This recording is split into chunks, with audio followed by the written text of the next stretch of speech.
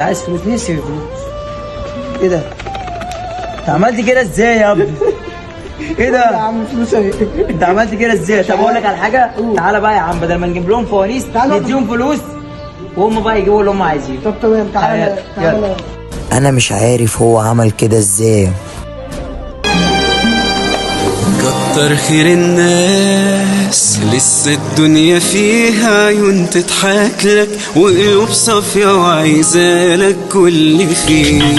انت فاعل خير، اقل شيء في ايديك يبان لك صغير، بيكون له في قلب الناس تأثير كبير. كتر خير الناس لسه الدنيا فيها عيون تضحك لك وقلوب صافية وعايزالك كل خير.